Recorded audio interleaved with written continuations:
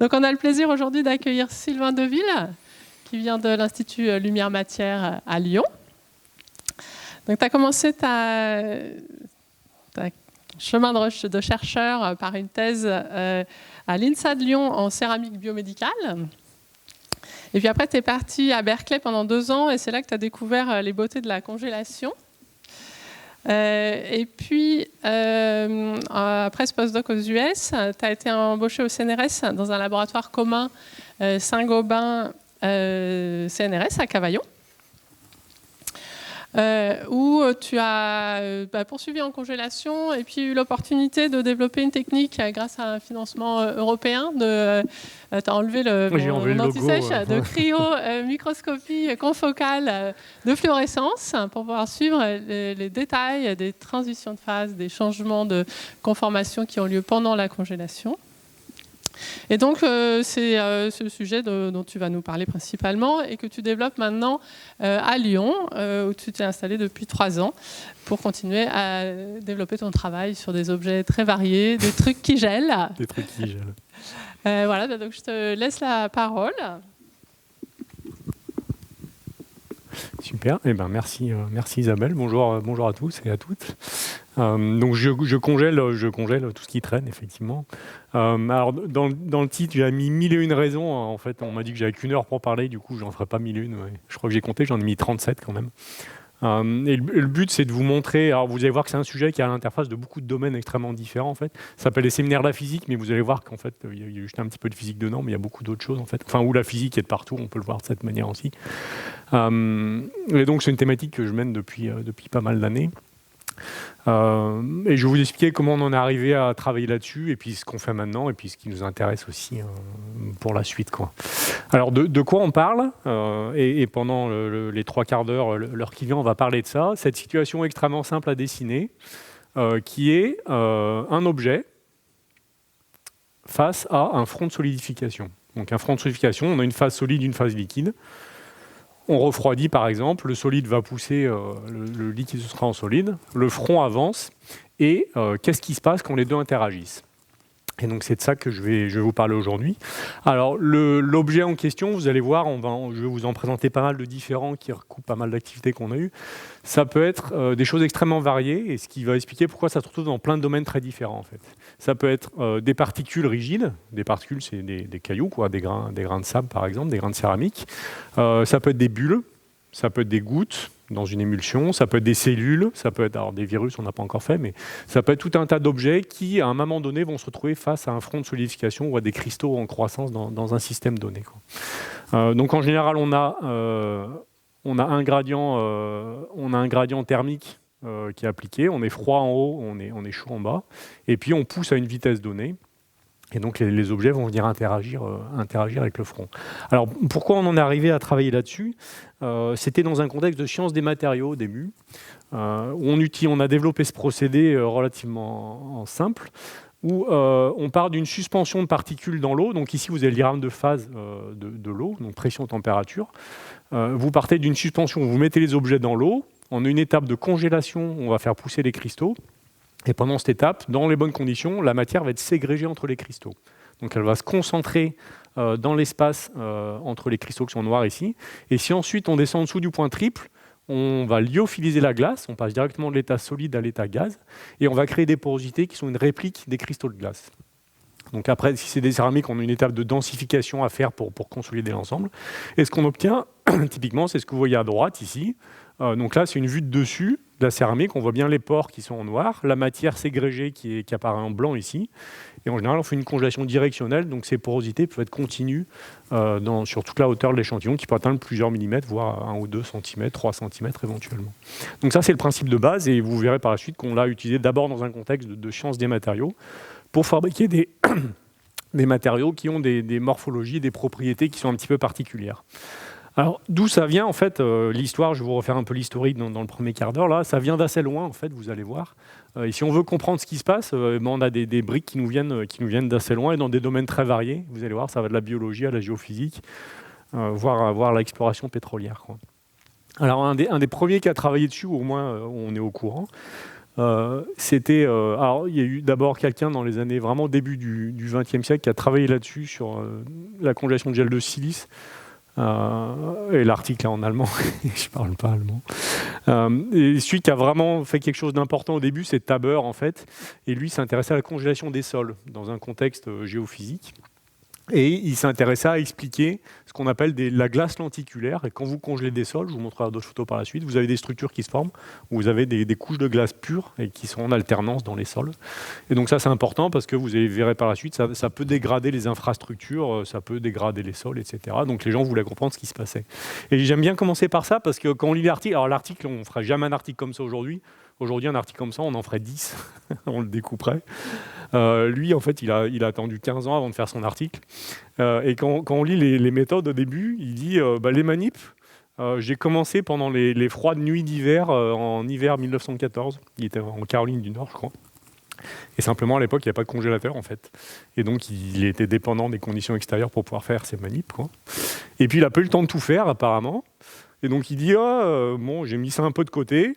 Et puis en 1927, 12 ans plus tard, à la fac, on m'a prêté un congélateur et puis j'ai pu continuer l'étude. Et puis, 1 ou 2 ans après, il a fini par publier l'article qui est assez phénoménal, quoi. Et donc tout ça pour dire qu'aujourd'hui, c'est quand même un peu plus simple de congeler. Mais tout ce qu'on regarde aujourd'hui, en fait, déjà à l'époque, il a mis des hypothèses qui sont encore complètement pertinentes aujourd'hui, quoi.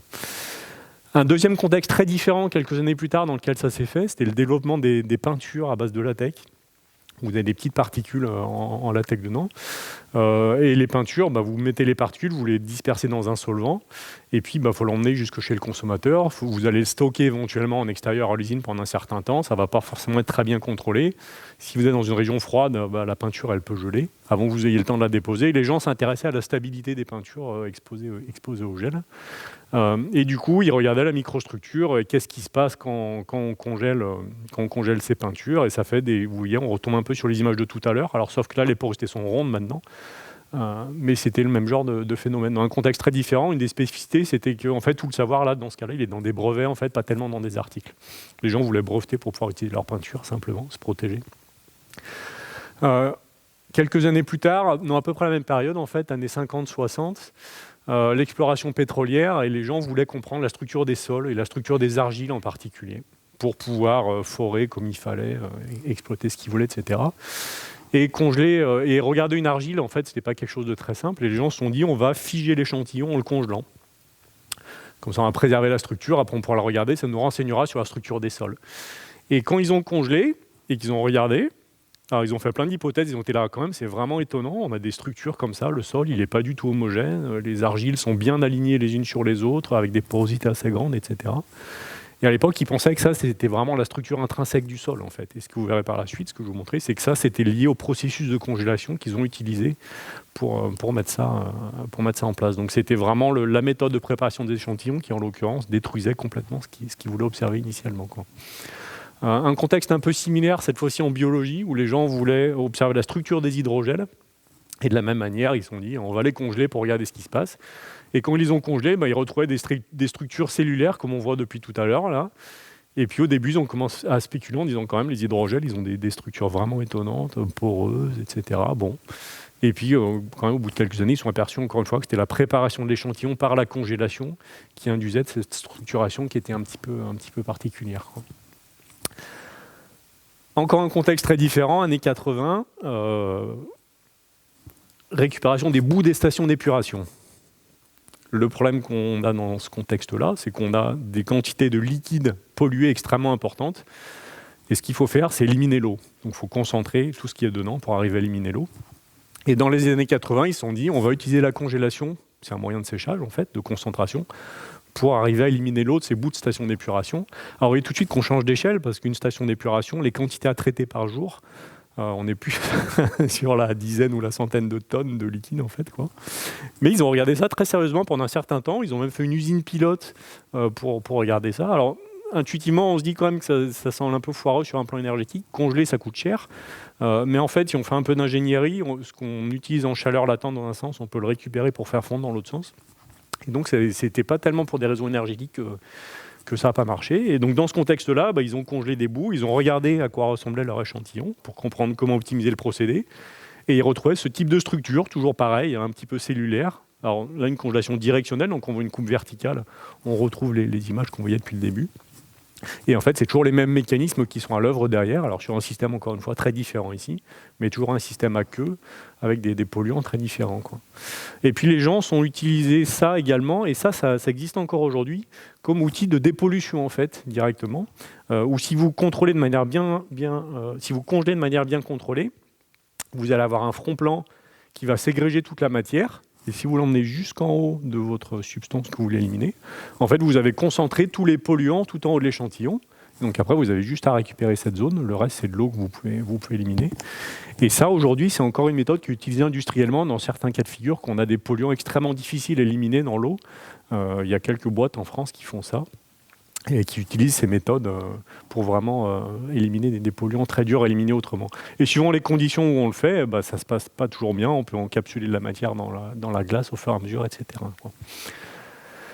Encore un autre contexte différent, toujours lié à la structure des sols, c'est qu'à un moment, les gens déposaient, et c'est encore le cas à pas mal d'endroits, déposaient leurs déchets dans des cuves creusées en plein air dans le sol. Vous creusez le sol et vous déposez tous vos déchets dedans. Et il faut bien contrôler la structure du sol pour pas que tous les polluants ils partent en dessous et qu'ils partent à l'intérieur des sols. Et dans ce cas de figure, les gens sont intéressés, alors qu'on fait ça dans des régions froides où ça gèle l'hiver, vous aurez beau avoir fait un beau sol bien homogène dès le début. Si vous avez un peu des cycles de gel-dégel, ça va changer la structure du sol. Ça va introduire des défauts et vos contaminants ils vont partir dans le sol en fait et se propager tout autour, quoi. Et donc les gens ont recommencé à s'intéresser à ces problématiques de congélation des sols dans ce contexte aussi, parce que si vous aviez un sol initial bien compact et peu perméable au début, après quelques cycles de gel-dégel comme ça, en fait, vous avez complètement détruit votre site de stockage. Et puis en termes de pollution de l'environnement, c'est évidemment pas du tout désirable, quoi. Fin des années 80, là, les gens ont commencé à rationaliser le truc en se disant, en fait, tout ce qu'on observe dans ces contextes un peu différents, on pourrait aussi l'utiliser de manière délibérée pour faire des matériaux poreux. Et donc, les premières démonstrations de ces procédés de congélation pour faire des matériaux poreux, c'est fin des années 80, avec de la baumite, donc de l'alumine au début. Et ce qu'ils voulaient faire ici, c'était des matériaux poreux pour faire des supports de catalyse, quoi. Et donc là, c'est les premiers articles que j'ai trouvés. Les gens commencent à délibérément utiliser la congélation et profiter de ces procédés d'organisation de la matière pour arriver à leur fin en termes de matériaux. Donc, nous, on est arrivé par la suite et donc on a repris, on a construit un peu sur ces idées-là. Le procédé, depuis, est devenu beaucoup plus vaste et étendu. Donc ça, c'est un peu ce qui s'est passé jusqu'à présent. Aujourd'hui, on a encore pas mal de contextes dans lesquels ces thématiques sont en fait extrêmement pertinentes. Une première, c'est que les histoires de congélation des sols, en fait, ils sont toujours pas résolus, évidemment. Alors à Rennes, je ne sais pas s'il fait très froid l'hiver, mais dans les régions un peu nordiques, type nord de l'Europe, Canada, nord de la Russie, etc. Ces histoires de congélation des sols et de glace lenticulaire, en fait, c'est extrêmement problématique parce que ça détruit les infrastructures qu'il y a dessus. Ça détruit les routes. Donc c'est l'image que vous voyez ici. Là. Vous voyez qu'au bout de quelques années, en fait, les routes peuvent être complètement détruites. Et puis ça détruit, si vous avez des mouvements du sol importants, ça peut détruire tout ce que vous mettez dessus, les pipelines typiquement, qui traversent des immenses zones froides. Et donc les gens s'intéressent à comprendre, toujours à comprendre ce qui se passe. Et c'est encore assez mal compris aujourd'hui, en fait. Clairement, il y a des choses qui sont encore à comprendre. Et en fait, les enjeux, ils sont quand même assez phénoménaux. Hein. Pour vous donner un ordre de grandeur, les chiffres que j'ai trouvés, c'est dans les années 2000. Le coût de la réparation des infrastructures routières liées au gel aux États-Unis, c'était des dizaines de milliards de dollars, en fait, quoi. Donc, c'est des coûts qui sont quand même assez extraordinaire, quoi. Alors là, ça nous gêne un peu moins, mais le gel a aussi cette capacité à complètement transformer les paysages dans ce type de région aussi. Il a développé des motifs à très très grande échelle.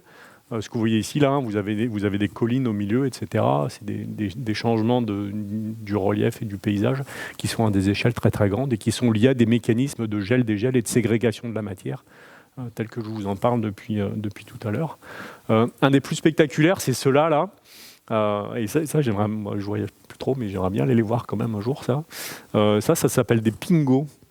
Et en fait, c'est des collines que vous avez dans ces régions polaires. Ça, là, ça peut faire jusqu'à 70-80 mètres de haut, en fait.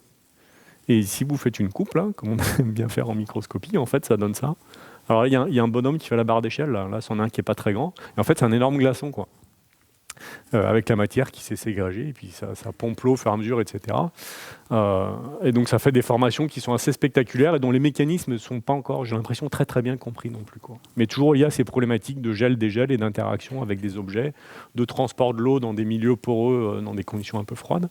Et une des problématiques qui arrive maintenant, c'est qu'avec le réchauffement climatique, là, les glaçons ils fondent en fait. Et quand ça fond, ça fait un énorme trou dans le sol en fait. Et donc peut-être vous avez déjà vu des photos d'énormes cavités qui apparaissent dans le sol, dans les régions froides, enfin dans les régions qui sont un peu moins froides maintenant. C'est juste quand des objets comme ça, ils fondent en fait, ça peut laisser des trous assez importants, quoi. Un autre contexte très différent, mais toujours lié aux régions froides, c'est la formation de la banquise et les propriétés de la glace de mer en fait, quoi. Et quand vous allez former la banquise, il fait plus froid en surface de l'eau, et puis la glace, elle va pousser vers le bas. Vous avez du sel initialement qui va faire baisser la température de congélation. Et quand la glace va se former, elle ne va pas se former en bloc, en fait. Elle va se former avec des canaux poreux au milieu où le sel va être concentré. Et quand vous augmentez la concentration en sel, la densité augmente, et donc vous avez des flux d'eau enrichis en sel qui vont vers le bas. Et là, c'est un extrait d'un documentaire qui était passé sur la BBC. Vous pouvez trouver en ligne si vous voulez aller le revoir ailleurs, là.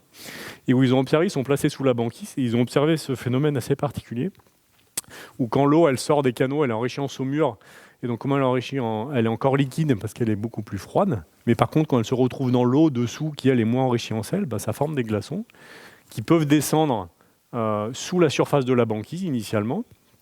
Et ce qu'ils ont observé, donc là on voit un peu les flux d'eau extrêmement salés qui sortent de la banquise, et puis si c'est pas trop profond, ça peut atteindre le sol, et c'est ce qu'on va voir par la suite. Qu'est-ce qui se passe? Alors ça, c'est filmé en accéléré. Le premier truc déjà qu'on réalise, c'est que les étoiles de mer, en fait, ça bouge vachement. Quand on regarde en ralenti, donc quand on les voit en vitesse normale, on les voit pas bouger, mais en fait, ça bouge beaucoup, ces animaux-là. Et donc quand la glace arrive au fond, en fait, ça peut congeler le sol. Et les pauvres étoiles de mer, en fait, elles se retrouvent congelées sur place directement, quoi. Donc je vous invite, vous pouvez le chercher sur Internet, ce documentaire-là, il est assez fascinant à voir. Et donc si on regarde la structure de la glace de mer, encore une fois, c'est pas un bloc, c'est quelque chose avec des canaux poreux à l'intérieur qui sont enrichis en sel. Et ils ne sont pas que enrichis en sel, il y a beaucoup de micro-organismes dedans, des algues, etc. Et ça joue un rôle extrêmement important sur la biodiversité, sur les échanges thermiques entre l'océan et l'atmosphère, etc. Et donc comprendre comment se forment ces canaux et quelles sont leurs propriétés, etc. Vous voyez que les images, ici une image de microscopie, on retrouve exactement les mêmes motifs que je vous montre depuis le début tout à l'heure, quoi. Et donc, encore une fois, c'est un petit peu le même contexte, avec des types d'objets différents, mais juste un système où ici on a beaucoup de sel cette fois. Et donc les gens essayent encore une fois de comprendre ce qui se passe à ce niveau-là. Alors les matériaux poreux, il y a beaucoup d'activités qu'on continué depuis. Ça s'est étendu à tous les types de matériaux en fait, parce que les principes de base que je vais vous montrer par la suite de ségrégation de la matière, ils sont indépendants de la nature des matériaux, plus ou moins. Et donc en fait, ça marche pour tout. Donc nous, on l'a fait beaucoup dans des matériaux céramiques. Je vous l'ai mis en quelques exemples en haut à gauche. Ça marche avec des polymères, ça a beaucoup été fait pour les matériaux dans le biomédical. Ça marche avec des gels, les gens le font avec des métaux maintenant aussi. Alors les métaux, c'est un peu plus compliqué, parce que si vous prenez des particules métalliques et que vous les mettez dans l'eau, en général, ça explose. Donc il faut prendre quelques précautions. Mais les gens ont résolu un certain nombre de problèmes, donc ils sont capables de faire ça avec des métaux. Les gens font ça avec du carbone aussi, donc type graphène, nanotubes de carbone, etc. Et j'ai repris cet exemple qui est, à ma connaissance, le matériau le plus léger au monde. Avec une densité de 160 grammes par mètre cube, ce qui est quand même assez léger, quoi. Et en fait, juste en congelant de l'eau avec du graphène, on a cette ségrégation de la matière telle que je vous en parle depuis tout à l'heure qui se passe. Et quand on vient éliminer la glace, il ne nous reste que le graphène qui a été organisé de cette manière.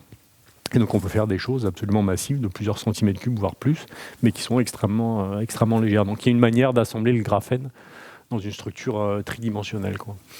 Un autre contexte dans lequel c'est utilisé aujourd'hui qui est assez rigolo, c'est l'agroalimentaire, et pour résoudre un problème absolument fondamental notamment, qui est celui des agglomérats de cacao quand vous essayez de mélanger dans votre lait chaud, quoi. Et quand on mélange des grosses cuillères de cacao dans le lait chaud, ça fait des gros catons et tout. Là, je ne sais pas si on dit pas du chocolat chaud ici, quoi. Et alors, dans l'agroalimentaire, ils aiment bien nous faire payer pour des trucs comme ça, quoi. Et donc là, ils se sont dit, si on congèle des suspensions de cacao et qu'on les met en forme, qu'on fait des tablettes poreuses. Donc vous voyez les structures qu'on a, encore une fois, c'est vraiment les mêmes qu'on a depuis tout à l'heure. Et ben ça, quand on va le mettre dans le lait, ça va se dissoudre et ça ne fera pas de grumeaux et tout. Alors je ne sais pas s'il y a eu un produit qui a été faux final, mais quand on lit la littérature, en tout cas, il y en a qui ont essayé, quoi. Et c'est toujours les mêmes procédés, les mêmes manières de congeler, etc. Donc encore un domaine très différent. Et un autre qui est absolument énorme en termes de business et de chiffre d'affaires, c'est la crème glacée, évidemment. Où là, si vous voulez, en termes de matériaux, si vous voulez choisir un sujet qui vous occupe pour le reste de votre vie, bossez sur la glace, quoi. Vous avez un mélange de phase solide, liquide et gazeuse, le tout hors équilibre. C'est absolument impossible à comprendre, donc ça peut vous occuper un certain moment. En attendant, si vous voulez vous cultiver, je vous conseille cet ouvrage-là, qui est vraiment excellent, qui est sur la science de la crème glacée, en fait. Et qui est vraiment hyper intéressant à lire, quoi. Donc et là, dans l'agroalimentaire, ils bossent beaucoup sur les procédés, en fait, de mise en forme. Ils se posent des questions sur comment congeler de manière efficace et à faible coût, évidemment, et avoir une texture, au final, qui convient, etc. Et donc, on retrouve, encore une fois, ces problématiques, quoi. Et puis, je crois que c'est le dernier contexte, encore une fois, très différent, dans le cadre des médicaments, pour mettre en forme des tablettes de médicaments type ibuprofène pour les ingérer, etc. Pour que ça se dissolve facilement dans l'eau, les gens utilisent aussi, ils ne font pas que de l'empastillage où ils pressent. Il y a aussi des situations où ils se sont dit, si on les met en forme par ces procédés de congélation, on peut faire des choses qui vont se dissoudre plus rapidement, etc. et être distribuées de manière un petit peu plus efficace. C'était pas le dernier exemple. Il y en a un autre qui est radicalement différent. C'est la métallurgie. Donc, quand les gens ils font des métaux, les métaux ne sont pas toujours purs. Et une stratégie pour améliorer les propriétés mécaniques des métaux, c'est de rajouter des renforcements dedans. Et ces renforcements, ça va être des particules céramiques. Et tout le but de ce que les gens ils vont faire dans ce contexte-là, ça va être d'arriver à contrôler la distribution de ces particules dans la phase métallique, en fait. Et quand vous faites du métal, vous le mettez en forme, il est liquide au début. Vous allez le couler dans un moule, dans une pièce, peu importe sa forme. Elle va solidifier. Et quand vous allez solidifier, les particules vont se redistribuer. Et regardez pas les détails, mais regardez juste les schémas ici. Suivant les conditions de solidification, la taille des objets, etc., vous pouvez avoir plein de microstructures extrêmement différentes. Et il y en a qu'on veut absolument éviter à tout prix parce que ça va fragiliser les matériaux plutôt que les renforcer. Et donc dans ce contexte-là, les gens bossent depuis pas mal d'années pour essayer de comprendre comment les objets interagissent. Alors là, les cristaux en croissance, c'est des phases métalliques, c'est pas de l'eau. Et c'est des études pas simples parce que ça se fait pas à température ambiante, évidemment. Ça se fait à plusieurs centaines de degrés, donc c'est des choses pas triviales à étudier, quoi. Donc voilà un peu le contexte général. Je vais vous montrer maintenant qu'est-ce que nous, on a apporté là-dedans, et beaucoup avec une technique originale qu'on a développée, comme disait Isabelle, ces dernières années, qui est la cryomicroscopie confocale. Et on revisite un petit peu toutes ces problématiques dans des contextes très, très différents, quoi. Alors pourquoi on a voulu faire ça ? Parce qu'on veut comprendre les choses. Moi, je venais de ces histoires de mise en forme des matériaux, et si on veut comprendre les matériaux et les maîtriser, il faut comprendre la formation de la structure, et comprendre la formation de la structure, c'est souvent de la physique, en fait. Donc, notamment en métallurgie, là, les physiciens sont un peu intéressés à ces problématiques. Ils ont développé tout un tas de modèles sur le papier qui ressemblent à ça, avec un joli front plan qui va se retrouver face à une particule bien ronde, et puis ils calculent les forces appliquées dessus, les énergies de surface. Ils disent qu'il y a du Van der Waals qui va interagir à une distance de 3,8 nanomètres pendant un temps donné. Plein de modèles tout à fait fascinants. Et puis dans la vraie vie, vous avez les métallurgistes à droite, là, où eux, quand ils sont à l'usine, là, ça ressemble plutôt à ça, en fait, quand ils font les matériaux. Et la question, c'est comment on lie les deux, en fait, quoi. Parce que, évidemment, à droite, on n'est pas du tout dans le cas idéal qui est à gauche. Et donc, toutes les conditions qu'on a tirées de ces modèles très jolis, mais pas forcément avec des expériences, est-ce que c'est utile dans la vraie vie, après, pour utiliser ça ? Alors, tout de suite, vous voyez deux problèmes, là. Il y a un problème de température. C'est que les métaux, typiquement, c'est à 700, 800, 900 degrés. Il y a un problème de vitesse du phénomène qui peut être relativement rapide. Et puis un problème d'échelle temporelle, les objets sont petits et on veut pouvoir les imaginer une résolution suffisante, quoi. Si on regarde un petit peu ce qui se passe plus précisément, de manière un peu schématique, on va s'intéresser à trois types d'interactions, enfin trois types de propriétés.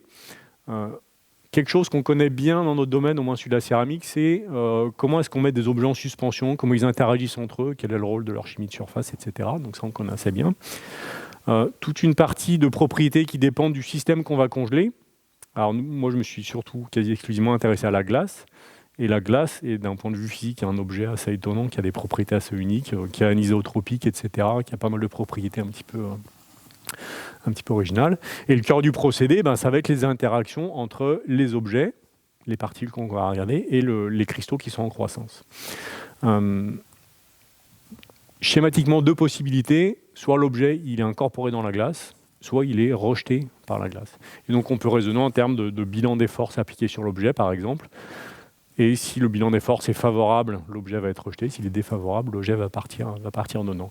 Alors un problème supplémentaire, alors vous voyez qu'il y a pas mal de paramètres à tenir en compte, ce qui en fait un problème assez riche à étudier. Alors, ma manière d'approcher le problème, moi je fais surtout la physique expérimentale. Enfin, je ne sais pas si c'est de la physique, mais en tout cas c'est expérimental. Et moi j'ai besoin d'observer ce qui se passe en fait, quoi. Donc c'est parti de cette motivation. Et observer ce qui se passe, alors déjà on ne va pas le faire sur des métaux parce que c'est beaucoup trop compliqué, on va le faire sur de l'eau parce qu'on peut congeler à 0 degré, c'est quand même beaucoup plus simple. Et observer ce qui se passe, ça veut dire être capable de congeler sous le microscope. Donc on a essayé d'autres méthodes avant, de rayons X, etc., qui ont atteint leurs limites. Et puis arrivé à ce stade, on a développé la cryomicroscopie confocale. Et ce qu'on a développé est schématiquement extrêmement simple. Vous avez l'objectif du microscope ici, qui est au-dessus. Et on a développé un montage simple qui fait un gradient thermique. Donc on a deux éléments peltiers, un qui est à moins 15 degrés, typiquement l'autre qui est à 15 degrés. Et donc entre ces deux éléments, on crée un gradient thermique qui est bien contrôlé. Donc le gap ici fait 2 mm, typiquement au milieu. Et ensuite, notre échantillon, on va le mettre entre deux lamelles de verre, ce qu'on appelle une cellule de Hellé-Chaud, et on va tirer la cellule de Hellé-Chaud à travers ce gradient thermique. Alors quand on fait ça, qu'est-ce qui se passe ? On va congeler. Vous avez une interface solide-liquide qui se retrouve au milieu de l'échantillon. Mais si votre gradient est thermique et que l'échantillon il bouge, ça veut dire que l'interface elle va toujours être au même endroit en fait, dans le référentiel du microscope. Et donc si vous mettez le microscope au-dessus de l'interface, vous allez pouvoir suivre toute la solidification en restant au-dessus de l'interface. Donc c'est comme si vous aviez des cristaux qui poussent et ils avaient la caméra qui était au-dessus d'eux en même temps. Sauf que là en fait, on tire l'échantillon. Ça prête un peu à confusion parce que dans les films que vous allez voir, vous allez croire que c'est les objets qui bougent. Et vous allez tout de suite comprendre pourquoi.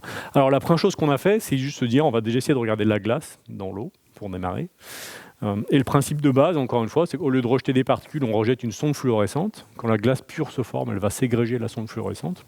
Et donc en microscopie confocale, on voit en noir la glace, où tout a été rejeté, et puis la sonde fluorescente qui est concentrée. Et on peut faire ça in situ pendant que ça congèle. Avec la microscopie confocale, on peut faire ça en 3D. Donc on est capable d'imager des cristaux de glace en croissance. Donc là, c'était à 10 microns par seconde. Les cristaux sont en train de croître vers nous. Et on est vraiment dans le volume. On avait des cas de figure ici où en fait la glace n'était pas homogène à l'intérieur. Il y avait des porosités qui se développaient, etc. Donc on est vraiment capable de voir ça en 3D, quoi. Alors qu'est-ce qu'on a fait ensuite ? On s'est intéressé à tout un tas d'objets différents. Et dans le temps qui reste, je vais vous en montrer quelques-uns. En partant de systèmes les plus... Alors, ce que je vais vous montrer ne sera pas chronologique en fait, mais je l'ai remis par ordre de complexité des objets qu'on a regardés. Et on va commencer par parler d'objets rigides en suspension dans l'eau. Donc le cas le plus simple d'un point de vue physique. Et on s'est intéressé à regarder d'abord tout ce qu'on regardait depuis le début, c'est-à-dire les conditions qui nous avaient conduit à faire des matériaux poreux par congélation, comment les structures se forment. Et donc typiquement, on obtient ce genre d'image. Ici, tout ce qui est en noir, c'est de la glace en fait, donc on ne la voit pas, mais la structure elle est bien congelée là. Et puis quand on a congelé, on était de bas en haut, il y a un gradient thermique dans l'image. Les objets ici font 2 microns, ils sont petits, et on a congelé de bas en haut, et on peut voir en 3D la manière dont la matière est organisée dans l'échantillon, avec quelques surprises, par exemple le fait qu'il y ait des objets isolés qui soient retrouvés encapsulés dans la glace d'un coup au milieu, ça on s'y attendait pas du tout par exemple.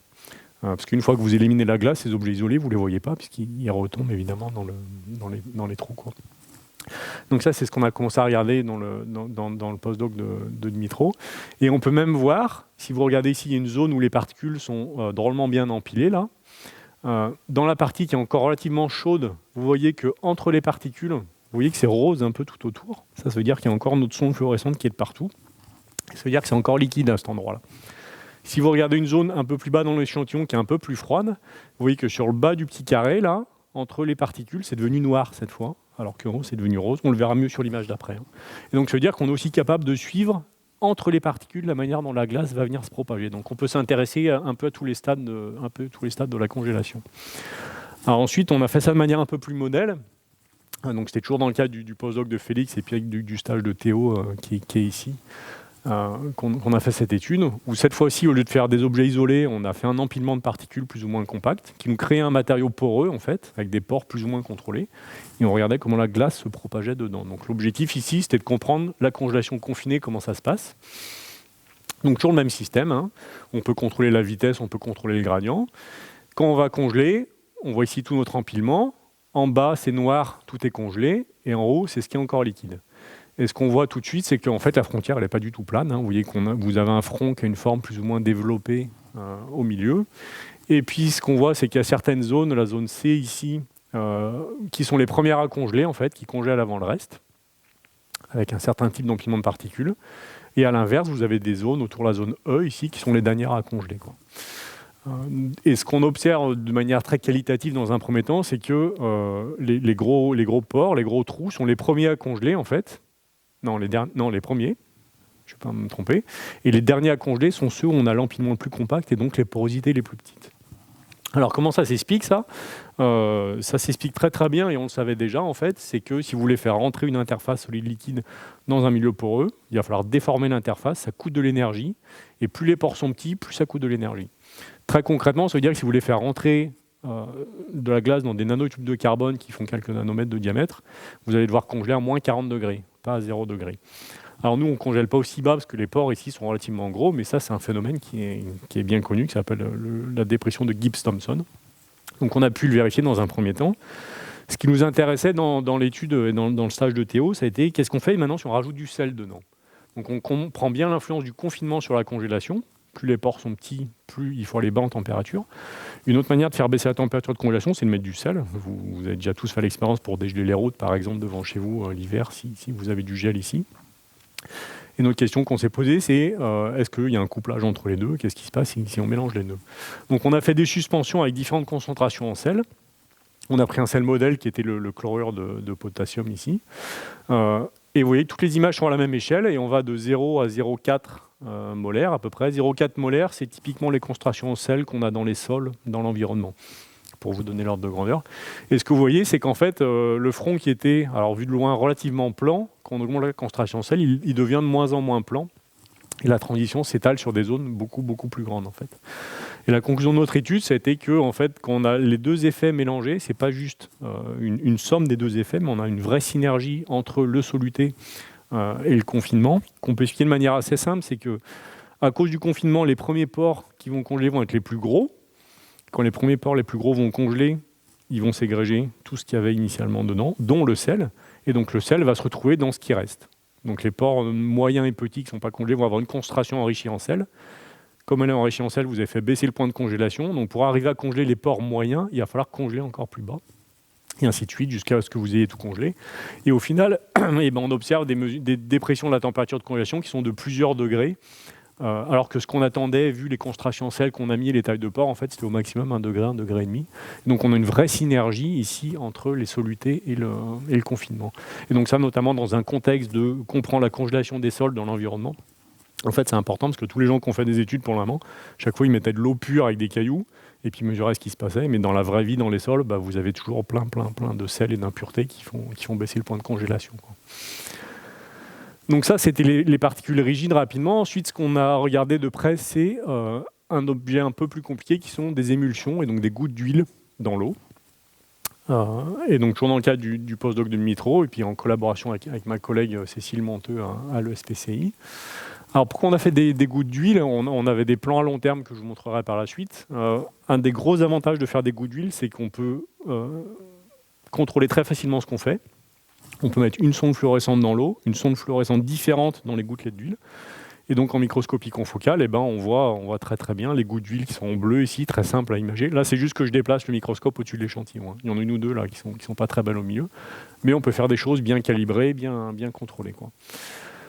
Et quand on congèle, on observe ce type... donc là, on regarde vraiment la dynamique de ce qui se passe. Donc souvenez-vous de ce que je vous ai dit tout à l'heure, ce n'est pas les objets qui tombent, c'est juste qu'on a la caméra qui est toujours au-dessus du front, qui est en train de pousser, en fait. Donc en fait, on a bien les cristaux ici qui sont en train de pousser, qui vont rencontrer les objets, quoi. Si vous regardez le film assez longtemps, vous pouvez arriver à convaincre votre cerveau et voir la glace qui pousse, en fait, plutôt que les objets qui tombent, quoi.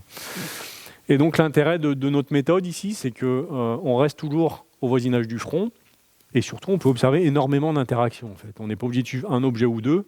Sur une manip, typiquement, qui peut durer jusqu'à 2-3 heures, on peut observer plusieurs centaines d'événements. Et donc quand vous avez un cas un peu bizarre, type ici, là, vous voyez, il y en a un qui va rester un peu, qui a une forme bizarre, là, la goutte, etc. Alors un comportement différent des autres, c'est pas très gênant, parce que si vous avez 800 dynamiques que vous regardez, qu'il y en a 2 qui ratent au milieu, statistiquement, en fait, on s'en sort plutôt bien, quoi. Et donc ici, on regarde la dynamique des objets, leur déformation et la manière dont ils interagissent avec le front, quoi. Alors, ce qui complique un peu notre système ici, c'est que pour stabiliser les émulsions, on met un tensioactif, un surfactant, qui lui aussi va être rejeté par la glace. Et donc, au niveau de l'interface, on a un gradient en tensioactif et qui va nous jouer des tours sur le comportement du système, quoi. Si vous voulez voir un peu ces films un peu plus en détail, on a fait un petit film sur YouTube qui regroupe un peu tout ça, là. Si vous tapez mon nom, c'est le seul truc qui sort normalement. Donc vous le retrouverez assez facilement, quoi. Donc vous pouvez revoir les films et vous convaincre que c'est bien la glace qui pousse et pas les particules qui tombent, quoi. Qu'est-ce qu'on peut faire avec ? Un des intérêts, c'est qu'on découple de manière extrêmement précise la vitesse et le gradient, par exemple. Et donc ici, 3 situations avec une même situation de départ. Tout à gauche, on congèle à 3 microns par seconde. Et à 3 microns par seconde, en fait, on voit que les objets rentrent dans la glace directement sans qu'on change leur organisation. Donc l'organisation qu'on voit avant la congélation, elle est conservée dans la glace. Donc on n'a pas du tout changé l'organisation. À 2 microns par seconde, on se rapproche d'une taille critique où les objets vont interagir un peu avec le front. Ils interagissent un peu avec le front, ça veut dire qu'ils y passent un peu de temps, ça veut dire qu'il y a d'autres objets qui peuvent arriver pendant ce temps. Et là, on commence à former des petits agglomérats. Vous voyez, ici, il y en a un, là, il n'y a que 2 objets qui sont collés ensemble. Et la structure dans la zone congelée est plus tout à fait celle qu'on avait initialement dans la zone pas congelée. Et si on baisse à 1 micron par seconde, vous voyez que c'est vraiment des petites variations de vitesse, hein. À 1 micron par seconde, cette fois-ci, les objets qui étaient bien isolés au début vont faire des gros agglomérats dans la suspension. Et ça, suivant le contexte, ça peut être quelque chose qui est recherché ou qui est pas du tout désirable, quoi. Et puis on peut regarder beaucoup plus près ce qui se passe aussi avec un objet individuel. Donc vous voyez l'échelle de temps en haut, là, on est en accéléré, hein. Le film, au total, il dure presque 3 minutes, là. On peut suivre de manière individuelle comment l'objet est incorporé, comment les films liquides se développent autour de l'objet, la dynamique de l'interface, etc. Et donc on peut avoir une vision vraiment assez précise de ce qui se passe in situ, quoi. Une situation qui découle de ça, qui est un peu plus complexe, c'est, alors tous les physiciens, ils ont commencé par le plus simple, qui était déjà extrêmement compliqué, c'est qu'est-ce qui se passe quand on a un objet qui est tout seul en face du front, et dans la vraie vie, les objets ne sont jamais tout seuls face au front, en fait, ils sont toujours concentrés. Et on a des régimes où les objets peuvent accumuler des couches à l'interface, et ça va nous complexifier un peu la physique du phénomène. Et in situ, on peut observer ce qui se passe quand les objets s'accumulent à l'interface. Et on voit bien ici que les objets individuellement sont rejetés par le front, mais quand ils restent suffisamment longtemps à l'interface, il y en a d'autres qui arrivent par derrière, et à force de pousser, finalement, tout le monde finit par, c'est comme dans les salles de concert, tout le monde finit par rentrer dedans, quoi, au bout d'un moment. Et donc ça aussi, on peut l'étudier de manière assez précise avec ces méthodes-là. Alors ça, par contre, c'est des manips qui sont 1 micron par seconde, il ne faut pas être pressé, hein. Ça pousse vraiment pas très vite. Le film que vous voyez là, vous voyez l'échelle de temps là, en fait, là on est 3, 5, 10 minutes, ça va relativement, il ne faut pas être pressé, quoi. Et moins qu'1 micron par seconde, on n'a pas fait juste parce que en fait, les manips sont infiniment longues, quoi. Ces derniers temps, on s'est intéressé à l'étape suivante en complexité. C'est pour le moment, je reviens toujours à ce schéma des physiciens, là, un objet isolé d'une taille simple, etc. Dans la vraie vie, vous n'avez jamais une suspension avec des objets qui ont tous la même taille. Vous avez une distribution de taille des objets. Et donc, on a commencé avec des systèmes bimodaux, des petites, des grosses particules. Qu'est-ce qui se passe quand on a des petites et des grosses ? Et on a des régimes, en fait, où on sort des prédictions qu'on avait jusqu'à présent des modèles physiques. On a des régimes où... ici, en bas à gauche, par exemple, les petites gouttes sont en dessous de la taille critique, donc elles sont rejetées par le front. Mais quand il y a une grosse goutte qui arrive derrière, elle va pousser sur l'ensemble et elle va faire rentrer toutes les petites gouttes à l'intérieur, alors qu'elles n'auraient pas dû y rentrer. Inversement, ici, les petites gouttes empêchent la grosse goutte de voir le front, et donc la grosse goutte va rester à l'interface beaucoup plus longtemps, alors qu'elle aurait dû rentrer directement à l'intérieur du système. La conclusion principale qu'il faut retenir, c'est que en fait, dès qu'on se rapproche du système de la vraie vie, là, tous les modèles physiques ne servent plus à grand-chose en fait, parce que ça ne marche plus du tout. Alors, un type d'objet un peu plus compliqué auquel on s'attaque maintenant, c'est les bulles. Alors, pourquoi les bulles? Peut-être vous avez déjà vu ce genre d'images, elles sont assez populaires sur Internet des fois, là.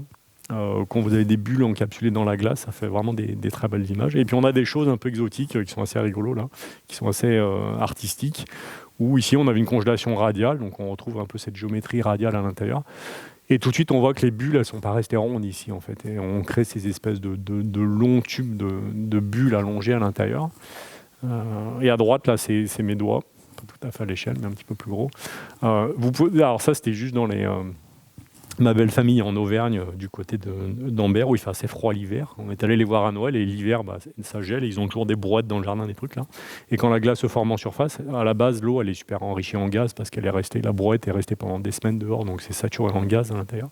Et quand ça congèle la nuit, et quand on récupère la glace le matin, on a ce type de structure à l'intérieur. Donc c'est une expérience assez facile à faire si vous êtes dans un endroit où ça gèle l'hiver, quoi.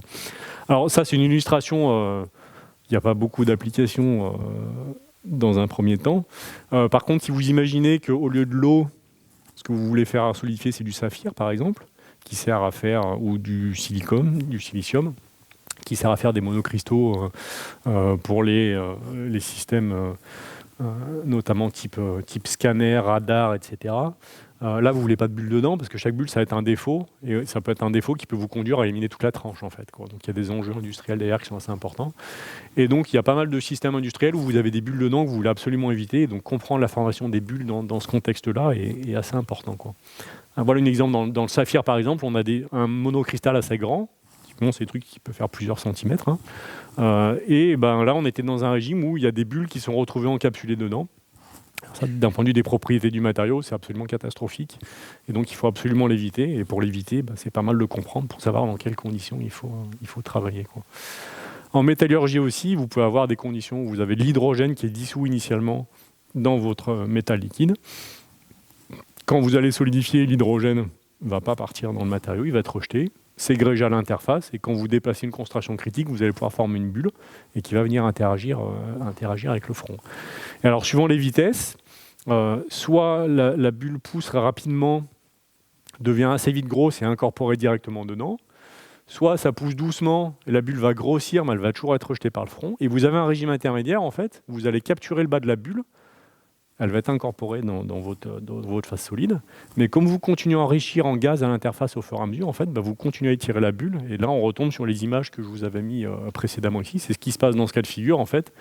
Et ça conduit à ces tunnels qui peuvent être assez longs. Et si vous raisonnez du point de vue de l'application, ça c'est catastrophique, parce qu'à partir d'une bulle qui initialement fait 20 microns, vous pouvez créer un défaut qui fait plusieurs millimètres dans votre matériau, en fait. Alors ça, c'est le pire des cas possibles du point de vue de l'application, quoi. Alors ce qu'on a fait nous pour le moment, on a démarré dans un contexte qui était un peu différent, qui était juste les effets de la conductivité thermique de l'objet par rapport au liquide. Et on avait congelé tout un tas d'objets qui font tous la même taille, donc c'est l'image que vous avez en bas ici, et de nature différente pour avoir des conductivités thermiques différentes. Donc le plus conducteur, c'est de l'acier inox qu'on a trouvé là, qui a un rapport qui était 35 fois plus conducteur que l'eau, de la zircone, des plastiques, polyéthylène, qui était proche de 1, le rapport, et puis des choses de plus en plus isolantes. Et ce qu'on a de plus isolant, évidemment, c'était les bulles d'air, en fait. Donc on a congelé des bulles dans ce cadre-là. Et vous voyez que quand l'objet s'approche du front, suivant que l'objet soit très isolant ou très conducteur, vous voyez que le front va adopter une forme différente. S'il est très isolant, vous allez faire un obstacle à la diffusion de la chaleur, et donc le front va se déformer vers le haut. Et si vous avez quelque chose qui est très conducteur, au contraire, le front va se déformer vers le bas, quoi. Donc on a commencé à travailler dans les bulles dans ce contexte-là au début. Et puis on a commencé à pouvoir reproduire ce genre de phénomène avec les bulles qui font des grands tubes et qui s'allongent au fur et à mesure.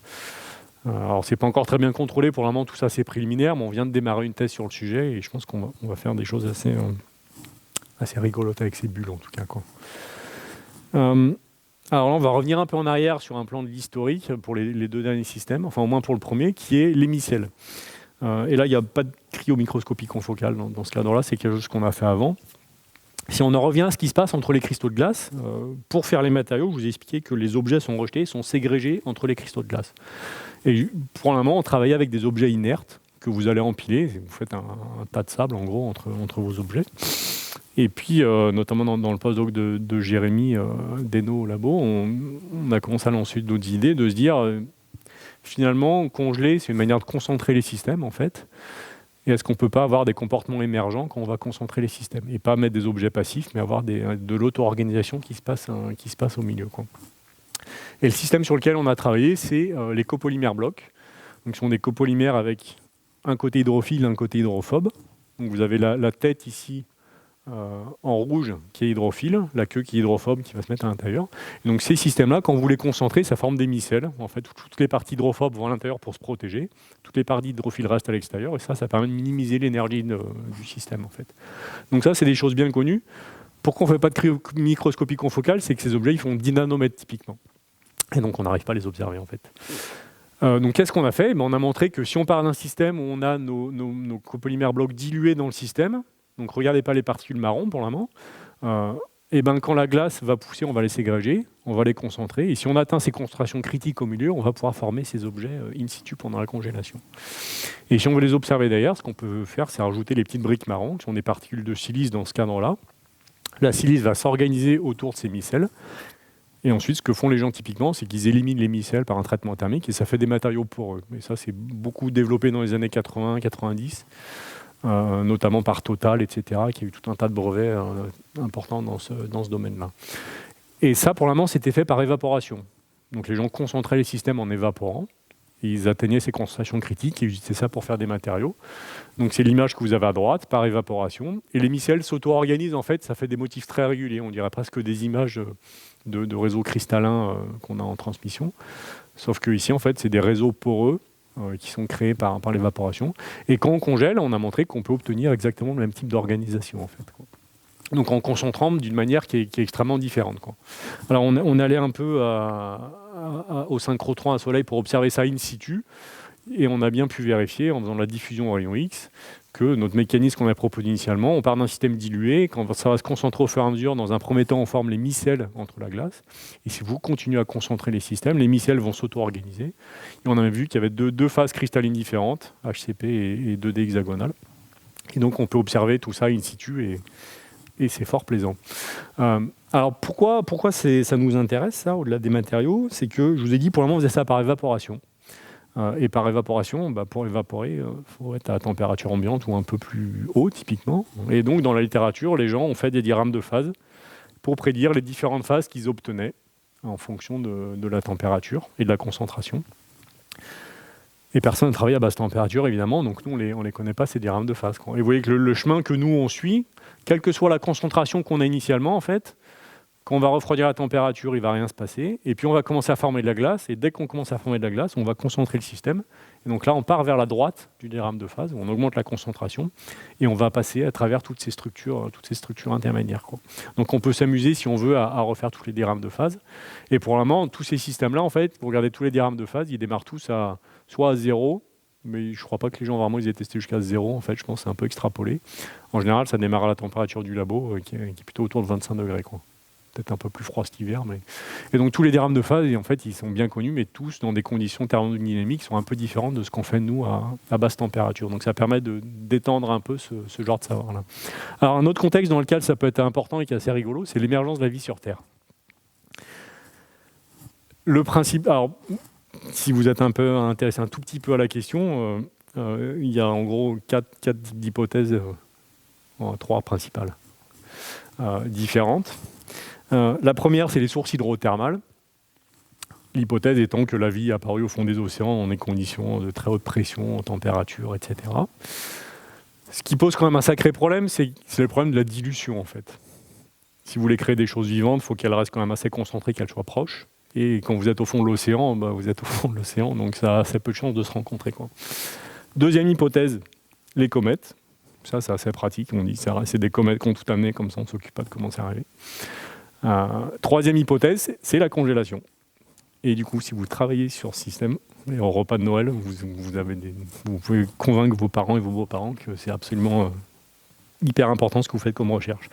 Alors, je dis ça en rigolant, mais en fait, c'est une hypothèse qui est vraiment hyper sérieuse et qui permet de résoudre pas mal de problématiques qu'on a sur ces questions-là. Si vous voulez faire apparaître des structures vivantes, l'élément de base, et ça tout le monde est d'accord dessus, c'est qu'il vous faut une membrane qui permet de définir un espace qui ne va plus bouger. En fait. Deux questions, c'est comment vous faites ces membranes et comment vous les conservez et comment elles interagissent. Alors comment vous les faites, et c'est dans ce cadre-là que la congélation est intéressante. Le mécanisme proposé ressemble à ça. À l'époque, la Terre était plus froide. La glace se forme en surface. L'eau n'est pas pure. Et on retombe sur les images que je vous ai montrées tout à l'heure, la glace de mer, avec les canaux poreux qui sont enrichis, etc. Ça nous résout pas mal de problèmes, parce que si vous partez de briques élémentaires, ici, là, à l'époque, l'atmosphère était différente. Il y avait beaucoup de radiation UV. Et on sait que si on expose ces briques élémentaires à des radiations UV, on peut créer des chaînes organisées, des polypeptides, qui sont les briques élémentaires pour faire des membranes. Deuxième avantage de la congélation, c'est que vous évitez la dilution infinie. Vous créez vos chaînes élémentaires, là. Après, il faut qu'elles interagissent pour faire une membrane. Et donc, si elles restent confinées dans la glace, ici, elles ont plus de chances de se rencontrer et de faire ces membranes. Troisième, une fois que vous avez fait la membrane, il faut la conserver, en fait. Et si vous la laissez exposer aux UV assez longtemps, elle va se défaire à nouveau, en fait. Mais si vous la faites dans la glace, juste avec le film, si vous vous souvenez du film que je vous ai montré tout à l'heure, au bout d'un moment, ce qui est liquide dedans, ça va tomber dessous, ça va être protégé par la glace, et donc les structures que vous formez, en fait, elles peuvent être protégées. Et donc les gens regardent ça de manière assez... Alors si vous devez lire un seul article suite à ma conférence, allez regarder cette référence-là, il est tout à fait fascinant.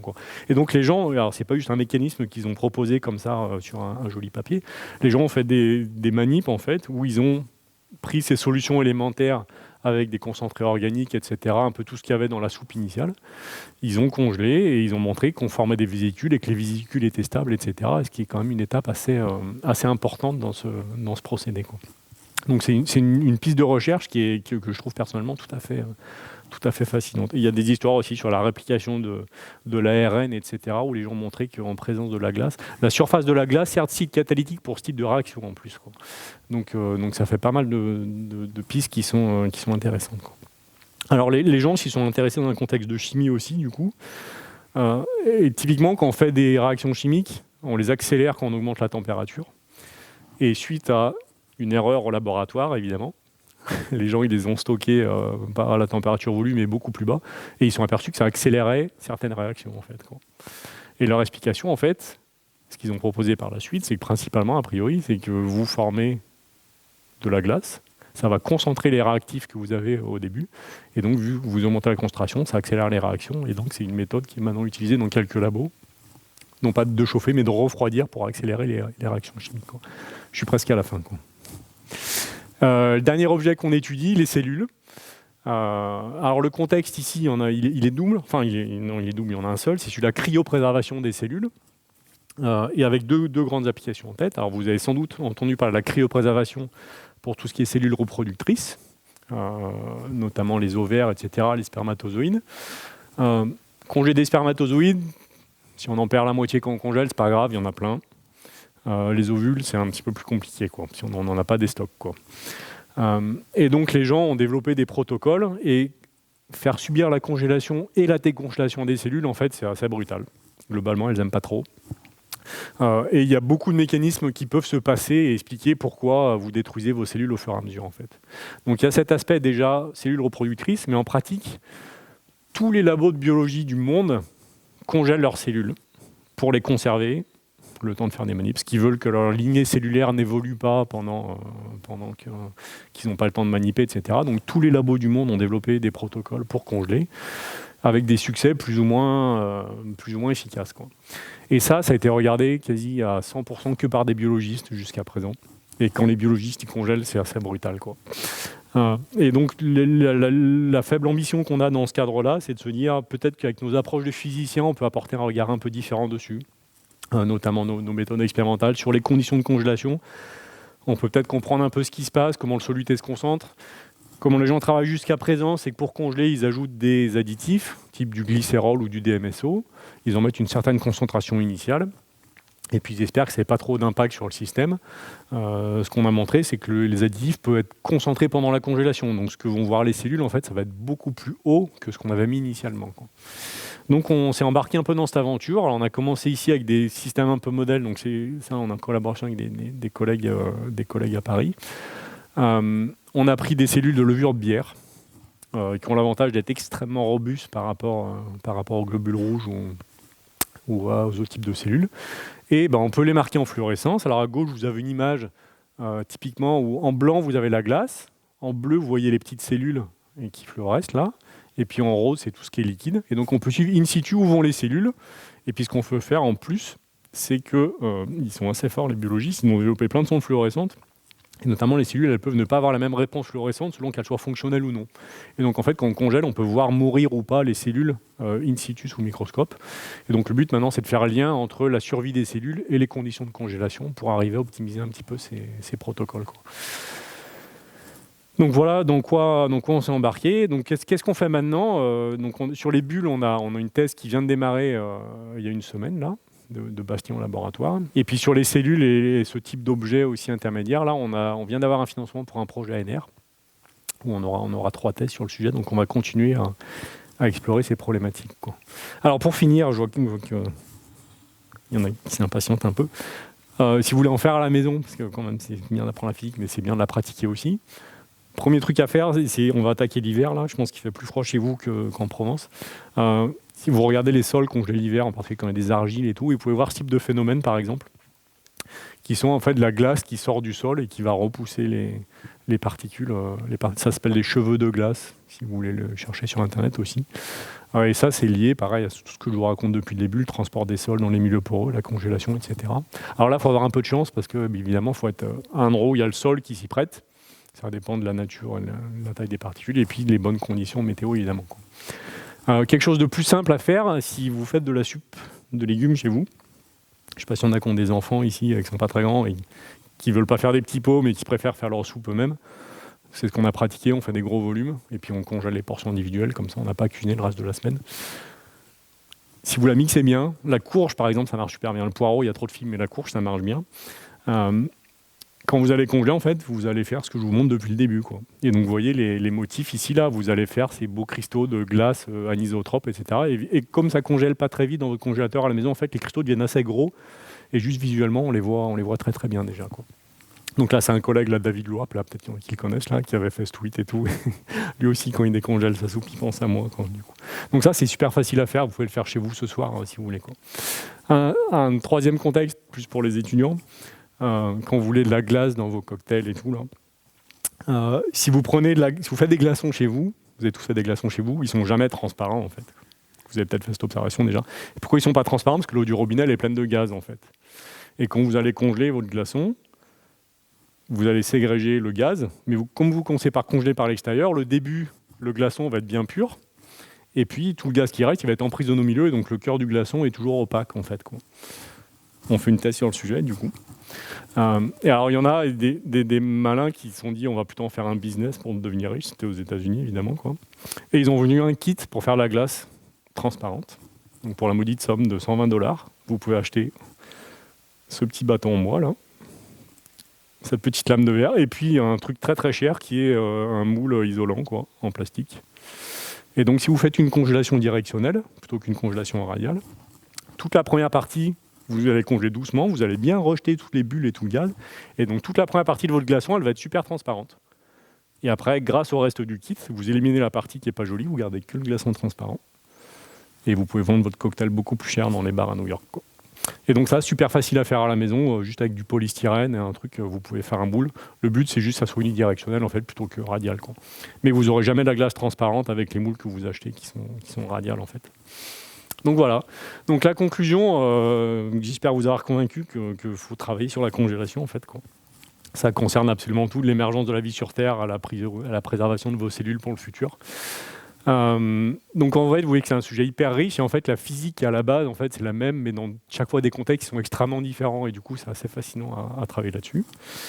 Et si vous avez envie de nous rejoindre, on a un stage de M2 cette année avec une poursuite en thèse pour travailler sur des problématiques directement liées à ça. Donc n'hésitez pas, si vous êtes en M2, je ne sais pas si on a ici, Ou si vous connaissez des étudiants qui ont envie de quitter la Bretagne éventuellement pour venir un petit peu à Lyon, on mange pas mal.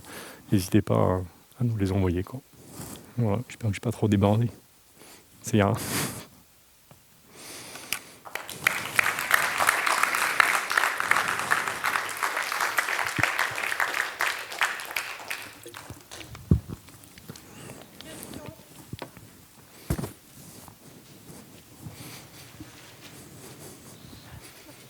Alors moi, je vais commencer à t'en poser une. Il y a des cas où visiblement tu embarques des gros paquets d'objets. C'est juste la vitesse du front ou parce qu'il y a d'autres cas où tu as montré que tu arrives à les repousser finalement pour toujours. Est-ce qu'il y a des Ouais. Alors, on a plein de cas différents. Tu peux pas les repousser pour toujours de manière infinie en fait, parce qu'au bout d'un moment, tu accumules une telle couche que la pression que tu as, qui est nécessaire pour déplacer toute la couche, en fait, devient trop élevée. Et donc, en fait, ce qui se passe, c'est que tu as un régime à l'équilibre où tu as une couche accumulée devant, mais tu encapsules par le bas, couche par couche, ça rentre à l'intérieur de la glace, en même temps que tu as des particules qui se rajoutent. Donc, en fait, c'est une couche qui est toujours en évolution à l'intérieur, quoi. Donc, on n'arrive pas à rejeter une couche compacte indéfiniment, en fait, quoi. Ce que j'ai montré là, en fait, les couches sont jamais très élevées. Les objets sont suffisamment gros pour qu'on n'ait pas le temps de faire une couche élevée, que ça rentre dedans directement, quoi. Mais là, ça n'a pas l'air de s'organiser en canaux comme dans d'autres structures. Non. Alors la raison, c'est que là, on est à très basse vitesse, on a 1 micron par seconde. Et 1 micron par seconde, le front, il est plan, en fait. Et donc, c'est vraiment un front plan qui regroupe tout, plutôt qu'une structure un peu cellulaire, comme on a à des vitesses plus rapides, effectivement. La forme du front elle-même, elle joue un rôle sur les mécanismes.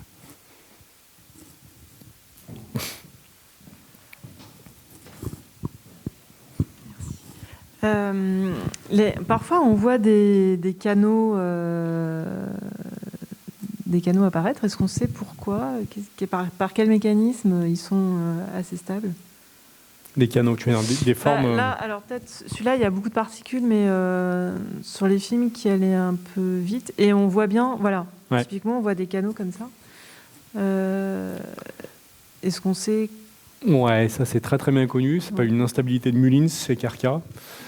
C'est juste lié au fait que notre SEM n'est jamais complètement pur. Donc on a une ségrégation, on a de la surfusion à l'interface, et quand on atteint un certain niveau, en fait, le front il se déstabilise, il est plus plan, il est cellulaire. Et donc ça, c'est des choses qui sont connues depuis les années 50, peut-être, quelque chose comme ça, 60. C'est juste un effet de la vitesse dans notre cas. Et donc on sait que si on congèle doucement, donc nous, la limite, c'est souvent autour d'1 micron par seconde avec la glace. 1 micron par seconde, on a un front plan. Dès qu'on est plus rapide, on fait ces structures cellulaires. Si on va encore plus vite, alors c'est plus dans le cas des métaux, la glace, on ne le voit pas trop, mais ça fait en plus, on développe des dendrites aussi sur les côtés. C'est des choses qu'on voit en métallurgie, typiquement. Donc on n'a plus juste des cellules comme ça, mais on a des cellules comme ça, et qu'en plus, la surface, on a des dendrites secondaires, voire tertiaires, etc. On peut avoir des morphologies plus compliquées. Donc c'est simplement la vitesse et le gradient qui contrôlent ça dans notre cas. J'ai le droit de poser une deuxième question? Merci. Et là, justement, quand on regarde ces gouttes, là, on a l'impression que derrière, il y a une petite pochette derrière. Alors, ça fait vraiment penser aux manips, par exemple, d'entraînement des petites araignées là, avec leur petite pochette de gaz dans le dos. C'est les mêmes mécanismes ou rien à voir? Alors, c'est une bonne question. J'y réfléchissais ces jours-ci. Alors, pas sur le coup des araignées, mais sur les manips de splash, qu'on fait tomber un objet. Alors, si on regarde le film qui est juste après, là, celui-là, là, en fait, on a l'impression vraiment que c'est une goutte qui tombe à travers une surface. Moi, j'ai envie Enfin, c'est une question que j'ai envie de creuser, parce que là, visuellement, c'est tellement similaire qu'on se dit... et honnêtement, c'est des trucs auxquels je suis dans le train en venant ici. Je regardais les diapos et tout. J'avais croisé Lidéric Bocquet, notamment, qui avait fait cet article sur le splash, etc. Là, ils avaient fait du mouillage sur comment ça se referme derrière et tout. Je lui avais montré ça l'avait interpellé aussi. Après, on n'a jamais creusé le truc plus loin, mais je pense qu'il y a de quoi creuser, effectivement. Et l'intérêt qu'on a ici, c'est qu'on peut voir en plus en 3D la forme du front, et ça se passe à des vitesses très lentes par rapport à un splash qu'on fait tomber une goutte dans l'eau. Là, on peut voir visuellement de front, mais on ne peut pas avoir une vue encore en 3D à une telle vitesse. Alors que là, je vous montre juste en 2D, mais on a des films aussi où on le fait en 3D. Donc, on peut voir l'évolution complète du front en 3D autour de l'objet quand il passe et la manière dont il est encapsulé. Je pense qu'il y a des similitudes, évidemment, mais pour le moment, je n'ai pas plus d'éléments de réponse que ça. C'est une question ouverte. Pour moi, je ne connaissais pas les araignées, mais je vais aller regarder. Ok, super. Merci beaucoup.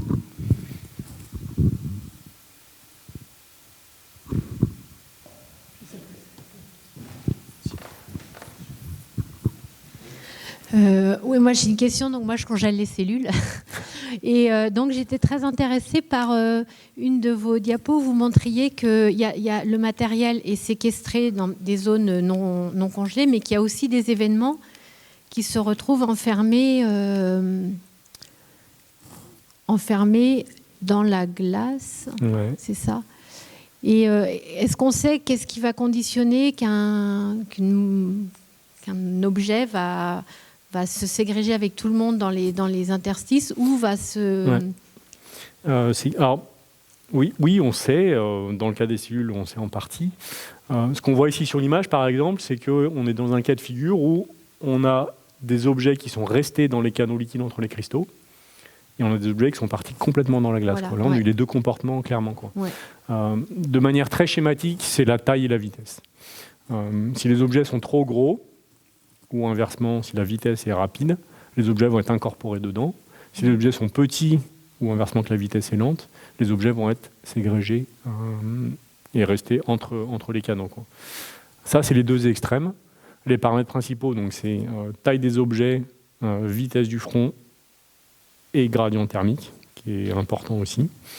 Et après, ce qu'on a vu, c'est qu'il y a plein d'autres effets secondaires qui vont contrôler ça, la viscosité du système, les charges de surface, la forme des objets. Bon, il y a pas mal de paramètres secondaires à étudier. Et c'est un phénomène dynamique en plus. Et du coup, on a des cas de figure où en fait, l'objet peut être ségrégé, et on le voyait notamment sur les films avec les émulsions, peut être ségrégé par le front pendant un certain temps, et au bout d'un certain temps, il va finir par être incorporé à l'intérieur dans la glace. Donc il faut avoir en tête cette vision dynamique aussi. Donc une des choses qu'on veut vérifier dans le projet qui démarre, c'est aussi ces questions dans le cadre des cellules. Est-ce que la physique qu'on connaît jusqu'à présent, elle s'applique bien à ces objets? Est-ce qu'on peut l'utiliser pour comprendre l'environnement physico-chimique local des cellules? Parce que suivant qu'ils soient encapsulés dans la glace ou entre les cristaux, ils ne vont pas du tout voir la même chose. Ils ne vont pas être exposés à la même pression, etc. Et donc quand les biologistes... Si j'ai su qu'il y avait une biologiste dans la salle, j'aurais fait. Ils congèlent, souvent on fait ça en volume, on trempe dans l'azote liquide, etc. En fait, on ne maîtrise pas du tout les conditions de congélation, on ne maîtrise pas le gradient, on ne maîtrise pas les échanges thermiques, etc.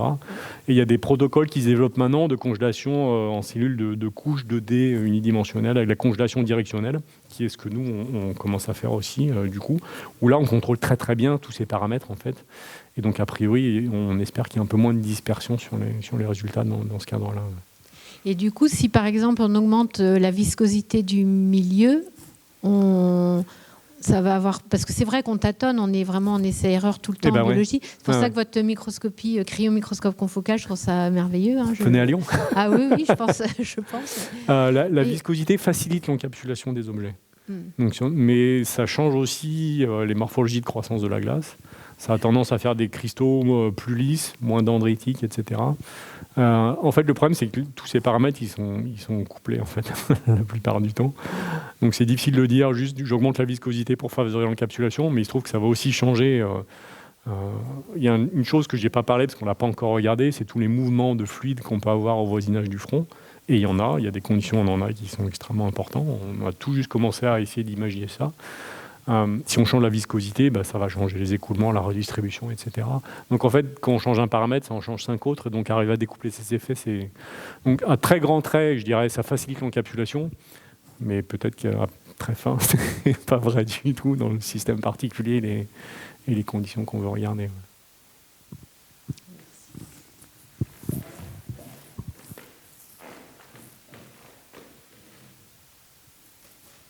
Plus de questions? Merci beaucoup. On a faim.